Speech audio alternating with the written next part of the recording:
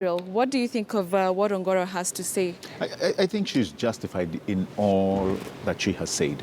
And I was just giving you the same history that she's repeated since 2013. And you can see there's some sort of unbalancing her candidature. And I don't know why ODM is doing this. You know, I've really tried to engage myself on that debate, but I still cannot find why ODM has really tried to sideline her as much as possible. What I would say probably, she has put it that she is out of ODM, but she's still in NASA. I don't think that will augur well, because which party will she use? If she, I mean, if you're talking about the friendly parties in NASA, that will be Wiper or Musalia Mudavadi's party. But again, I think with the way TJ Kajwang has manipulated Raraka, I think she will still have a very big hurdle. What do you mean by manipulated? First of all, he's a very sly guy. I've seen him doing his campaigns, and I can tell you he's not only, he's very vicious when it comes to campaign. I'm telling you, already 2 people were reported dead in Oraka when Raila Odinga called the 2 of them, and all indicators pointed at TJ Kajwang. Now, notwithstanding, those are just allegations. Yeah, they are. But the truth of the matter is that 2 people died. Raila Odinga came in to ensure that Raraka does not boil, out to other ODM zones. So Ongoro has also said very well that she has been attacked twice, and she has passionately named TJ Kajwang. So really also gives you another indicator that TJ is making her life hard when she's trying to look at this seat. However, there's something else that we can bring into the works, Betty. And this is, I mean, if I was to advise Ongoro at this point, I would, and Jubilee, to that effect, let me just put that in the works as well. I would do what they did in Kajiado Central. If the situations were changed, if this was a Jubilee issue, trust me, Raila Odinga would appoint Ongoro tomorrow to CORD, to ODM. So if Jubilee planners, if Jubilee architects are watching this, I think this is the place they need to run if they need that Waraka seat. If you are to nominate her on a Jubilee ticket, trust me, she would actually give TJ sleepless nights. And at this point, what she's looking for is to fight back. And when somebody has been disgruntled for far, far too long, and they are looking to fight back, they use all necessary means to attain that seat. And I think she has the right, all right? I mean, she has what it takes. Trust me, I think she's a very, very edified woman. And the thing is, she's really a senior member of ODM. How come she's being frustrated? Like, you can imagine for her to be frustrated like this. What does that say about all the other aspirants who are coming up? That's why I'm not understanding. And really, I've tried to look at the way politics are played on her seat. I don't know what she did wrong. Is it that she's not a strong candidate? Is the party saying this? She is. She is. You see, into the prelude of 2013, when she was asked to step down for Bishop Margaret, you remember she put a very spirited fight. Yes. But at the end of the day, she lost. And this is why I say, you see, a party like ODM, where the leader is almost nearly worshipped, there's really little that Elizabeth or any other person can do. You saw when Senator Kajwang, the brother, was it in Homa Bay, when he was given that seat. I mean, you had people like Engineer Ukundi, I mean, people who are diehards to Raila, really trying to raise their voice, but there's nothing they could do. So I do not know. I mean, your question makes a lot of sense, but really, I don't think that answer, we can get it anytime soon. So what does this say then about ODM and the primaries? And then considering also that the primaries in the past elections, they have been chaotic. So are we likely to see anything different then? And then also going by what we saw earlier before Ongoro spoke, and there are aspirants who are disgruntled saying that, there are direct certificates under dealings that are currently happening with the nomination certificates. And Betty, those do not only happen in ODM or CORD or that coalition. Yes. They are across the board. You will hear the same sentiments being echoed by Jubilee enthusiasts and so many other aspirants who are actually getting. And, I told you, party primaries are usually the litmus tests for for coalitions and parties. And it goes down back to the party structure. What you have put in there, are these people capable? And not only the capability which is put into test, but also the credibility of those people running the elections.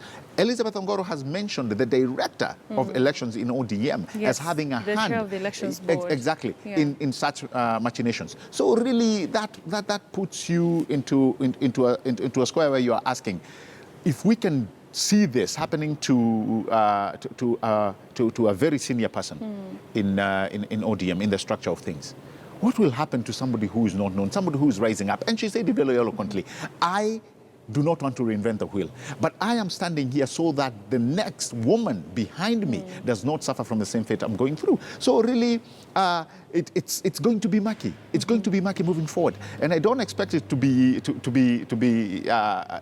easier for anybody in the primaries, not in CORD, not in Jubilee. This is where most people believe that seats are won. I mean, you saw the fights even in Moranga. You've seen in Kirinyaga. So it's across board. It's across board. So the question probably everybody should be asking is, which seat do they want Elizabeth to go for? I mean, really, but you know, isn't it supposed to be her own liking? You know, I want to do something for, you know, the people of Ruaraka. That's the seat I want to go for. It's not like, okay, so this is not available. What else is on the table? And exactly, Betty. And also, it's a disservice to her when you tell her, I mean, close. I mean, probably 15 days removed from nominations, go seek another seat. Which other seat? You already saw in Woodley Kibra. They gave the women rep seat. They nominated Esther Passaris. What does that tell you? I mean, I think it's the right time for her to bolt, but if she wants to throw a spanner in the works, I'm offering her free advice, knock at the doors of Jubilee. Let's talk about this reward scheme. And, you know, we had another political analyst who said that it's a normal thing. It is. So where do you draw the balance of rewards versus, you know, holding a credible, and not even credible, but free and fair primaries? You see, for a very long time, Betty, I think the price of our instrument politically has been whoever shouts high or loudest on the microphone is taken to be the most loyal servant. However, that has not augured well. And that's why we have shambolic politicians, some who don't even know what they are doing in Parliament when it comes to passing legislation, some in Senate who are serious off the hook, dunderheads at most. And this is confined to how we do our primaries, how we put them, how we elect them, how we bring them to the masses to be voted in. I think when that platform is not honest, when that platform is not put there to capture the right person. I told you last time we have this, this kind of ignorance that we always running away from getting the best and the better person. We always go for the worst and the worst. And this has to do with what I've just told you, whoever shouts loudest. The loudest. So really when you have people jump up to say crazy things about probably the president or the administration in power, and you are ruling that in favor for them to get seats, everybody will be a sycophant. And that's where we get things wrong. That's where we go wrong. And that's why you are seeing the president getting a lot of tabs from everybody, from everywhere. And MCA from I don't know where we'll call him names, so that they can be in good pictures with the party leadership. Let's talk about ODM. It is a first party really to take a plunge in the primaries. It's starting this Friday. And even before I hear your comment on my question, I'd like to cross over to my colleague, Robert Onyonyi. He's in Busia, which is one of the places where the primaries will start this Friday. So Onyonyi, thank you so much for joining us. So what preparations have been put in place, you know, as Busia residents, I beg your pardon, await the nominations, and the aspirants especially await these nominations to start on Friday? Thank you very much, Betty. In fact, we are in Busia County, whereby this morning we have witnessed a lot of activities going on, especially in regard to the ODM party primaries slated for this Friday. And as we are talking now is that the party officials are having a series of meetings just to ensure that the elections are done in a free and fair way, in spite of some complaints from some of the aspirants who are saying that maybe their colleagues have an upper hand, maybe some have already received the certificates and all those claims. But what the officials are saying is that so far the exercise is slated for this Friday, and they are just seeking the police to make sure that they provide security, with reports emerging that there might be some cases where we might have some clashes, maybe between supporters of various candidates. You remember that it's a hot zone pitting the current governor, Sosito Jamong, against Funyula MP, Dr. Paul Otuoma, both of who are gunning for the gubernatorial seat of Busia County on an ODM ticket, Betty. All right, so what is happening right now, Wanyonyi, in Nairobi, is that there are quite a number of disgruntled aspirants who say that there are people who are not unchallenged and yet they were given direct nomination certificates. Have you had anything in that regard back in Busia right now? Yes, Betty. In fact, we have spoken to the Busia County ODM chairman, Mr. Odanga, who has been accused by some of his opponents that being in that position, maybe he has an upper hand by getting a direct nomination, but he has scoffed at the claim, saying that he's also facing it out with his other 3 challengers for the ticket.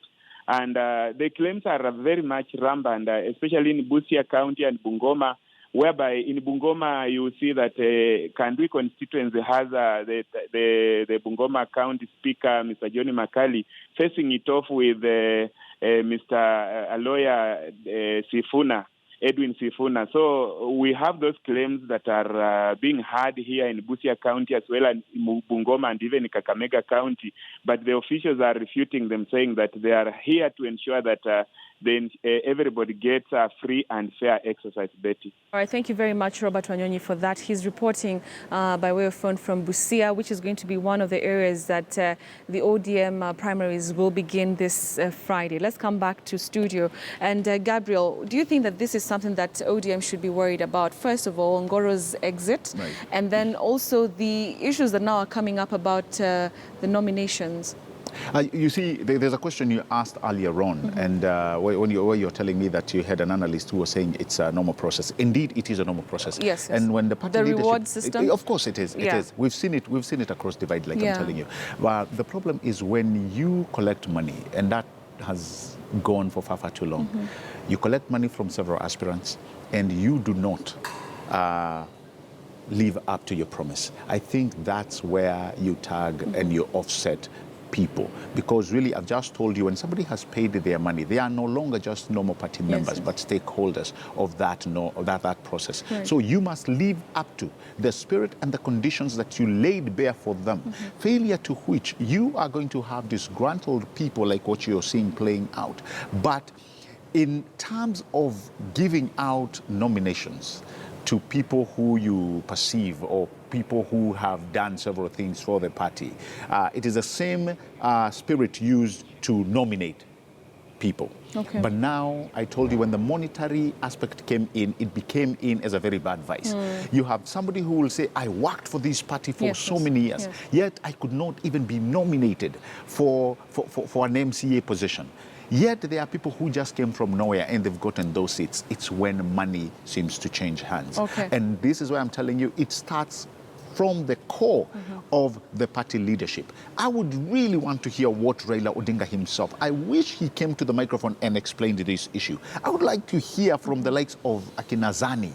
You know, she went through the same thing. You remember Zani and Ababu Namwamba back in the days. And she was on the media all the time saying how she's being put down by the same party structures. I would really want her to come and actually correspond or respond rather to this issue of Elizabeth Ongoro. That in itself will show me that yes, there is an element of fairness, some sort of fairness, which half of the time we know it doesn't exist to this party. It doesn't exist? It doesn't exist. You see, let me tell you, nominations are very funny.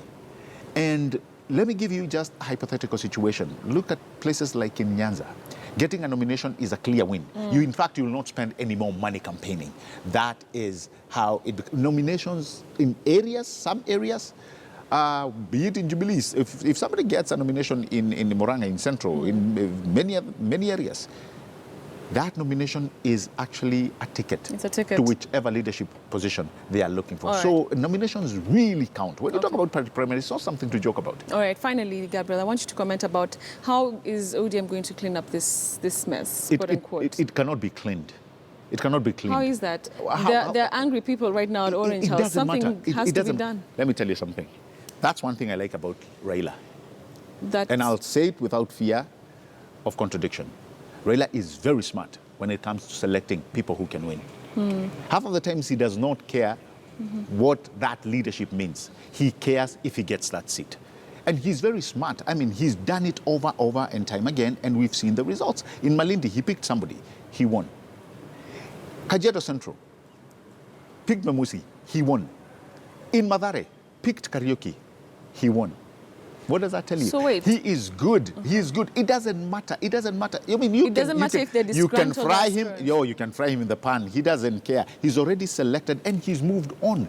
All right? And I think that's what Elizabeth saw. He knows Raila very well. He knows once this guy has made up his mind, it's for you to play catch. I mean, look how he's taken everybody for a ride, including the NASA principles. But let's come back to ODM. Raila does not care. Once he points to this direction, he is smart enough to know that every person I've pointed to, they've gone to win. To him, it's not about who is there. It is getting that seat. It's getting the numbers. That is what he concentrates upon. And guess what? Half of the time, 90% of the time, he's made a correct prediction. So he's not going to be reacting to this? For what? Nothing. For what? He's made his choice. He's made his choice. Move on. All right. If you don't want, I mean, there are so many parties. You have choices. That's what people said. They have choices. Let them jump into the bandwagon. Yeah, I saw something, just to finish up, I saw something very funny in Mombasa where Awiti defects from Waipa and joins ODM to do nominations. What he doesn't know is that Joho already, and I don't know whether he read or whether he saw the TV, Joho already got a nomination, a direct nomination. So I'm like, Awiti, really? Are you serious? Anyway, it's within the party realm. Thank you very much, Gabriel Muthuma, for your insights on this issue that we'll continue to cover here. All right.